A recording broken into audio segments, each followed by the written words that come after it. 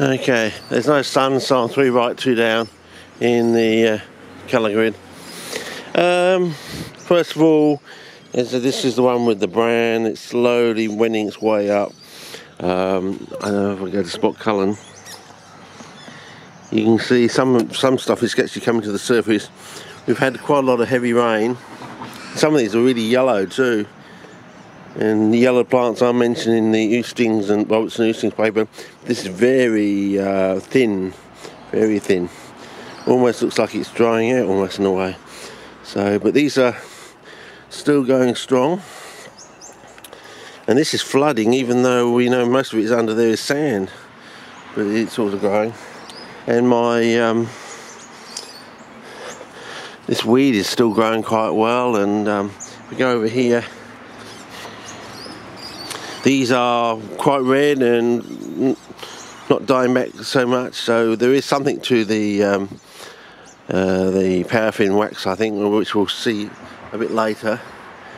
And in there, and in there. There's a bit of a cheesy smell coming across here. Whether it's from this one with the charcoal in the bottom, I'm not quite sure at the moment. And it's consistent cheesy smell that's getting stronger slowly over time. But this one's actually growing. You can see this one here. So this is the pot with half the pot down the bottom is charcoal. Now we think the ideal is to actually have the polystyrene mixed with the charcoal, maybe not necessarily mixed all the way up, but we'll talk about that later on. The colour of the sand might be changing, whether that's because the charcoal is breaking down and the microbes and microorganisms bringing it up to the surface. So, you know, black plus white sand gives you grey sand, I don't know. But these are actually growing. And they're growing very slowly, and they're getting a sort of leatheriness or thickness to them that's yeah, very slow growing, but they are growing, so they're not actually dormant. So another tip for Robertson Oostings, they write about that, they don't actually go dormant. This one with the polystyrene, half down the bottom with sand on top. The sand has actually changed, took a long time. It has a waxy, somewhat of a waxy feel to it, which is very strange. How do you get a waxy feel to sand coming off polystyrene? But then again, you might want to think about that. So nothing spectacular at the moment, except that they are alive and they are slowly growing, which normally you can't really grow a cape in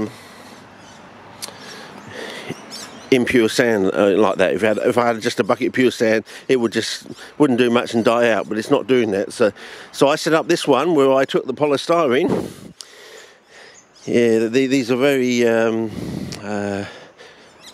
optically disconcerting, these pots. You think you've got the same size pot you have. This is a 25 litre one, in other words basically a 2-bucketer with a little bit of excess on the top.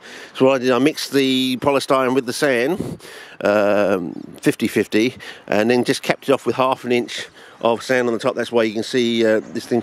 If you water it with a watering can, some of those beads will come up. Well, we've had very heavy rain, and that hasn't happened. And I've noticed, even though it's been a week, that the colour of the sand is changing. So by spreading the polystyrene out, it's already having an effect on this sand, you know. You know, this sand is normally that sort of pure white when it starts off.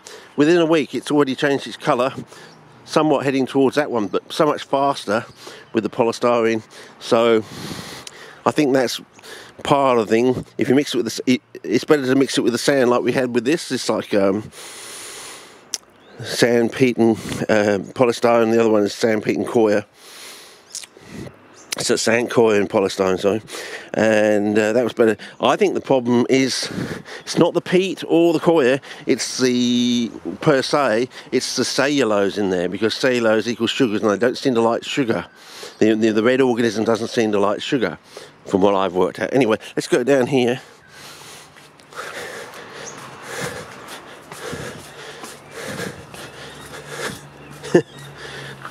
So I bought some more pots. They are deceptive. That is actually 3.5 bucket loads, or 7 gallons, or is it, how many litres is it? 30 litres, 25 to 30 litres, or 7 gallons. So yeah, so I'll just go check James back from well, maybe I'll leave it on spot colour because we are doing close-ups over here. Now we found this one with the charcoal would go right down to the bottom sort of thing. It's building up in density, but the one with the candle in it, density builds up much better at the top, but it doesn't necessarily, it does go down, but so I think the idea is anything that like a candle, like paraffin candle, needs to go down the bottom. So in other words, it's almost like a conflict. It helps the organism build up in density, but it's sort of inhibitory.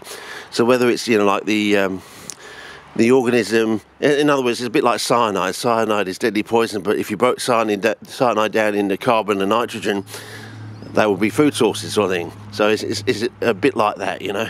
At first it's deadly, but once it's been broken down, it becomes a food source. Which they like, sort of thing. I've tried this one with the bark chip down the bottom, and it's somewhat inhibitory with the charcoal. However, bark chip without any charcoal, it grows better. Yeah, better. So another sort of semi-conflict, but it is sort of, if you can see that, it is greening at the top there, which we don't want. We just want pure pinky red goodness, in quotes. So what I'm trying out today,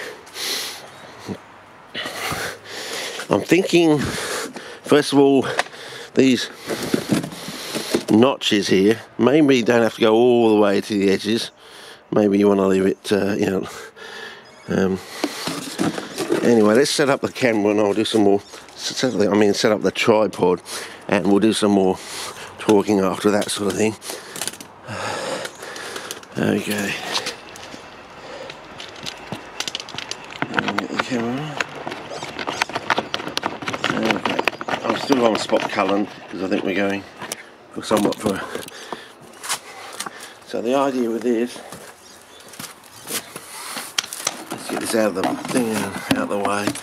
So they come in various colours, so you can go for green if you want, lime green, grey, whatever you want to play around with. The idea is, since it does seem to increase the density of the organism over time, but it seems to be somewhat inhibitory, the idea is to put it down the bottom, because I'd gaze 3 candles for the 2 bucket or 25 litre. What I'm thinking of doing now is to put it somewhat like this, maybe something like that. Do it something like that, I don't know. I'll be in the shop, there's nothing worse than being out of the shop. Okay, so that's the idea there.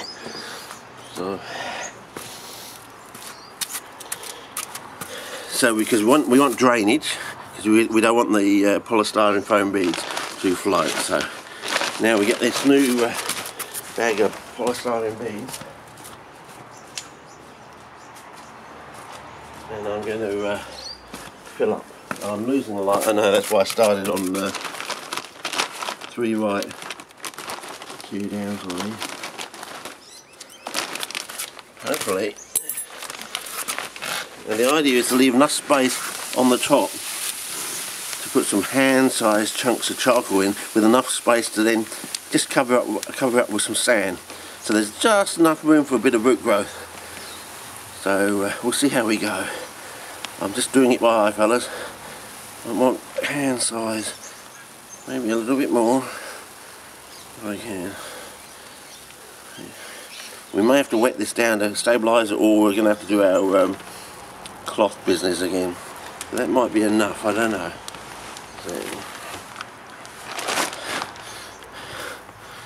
See, if I put a piece of charcoal on there, it's just going to fall down, you see. But might not. I may have to build it up from the side, sort of thing. But first, I may have to wet this down with a spray bottle, sort of thing.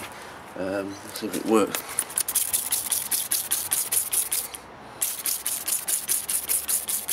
May not be enough. Oh, that's better. Yeah, seasonally distorted. Been sitting around doing nothing for. Now, is that going to be enough to support. No, I think they're definitely going to need a bit of tissue. Just unfortunately, that's cellulose, of course, and that will be a negative for a while until it breaks down. So just probably one thin layer, or maybe even just toilet paper or something like that. So we'll see how we go with that. But I'm going to shut the camera off and go in and get some paper and that, and hopefully those ants will dissipate by then. I don't want them to go under. Okay, if they don't have to. Okay, over. What were they doing in the drinking bottle? In the spray bottle, I don't know. Getting a good feed? I don't think so. Okay, over and out. See.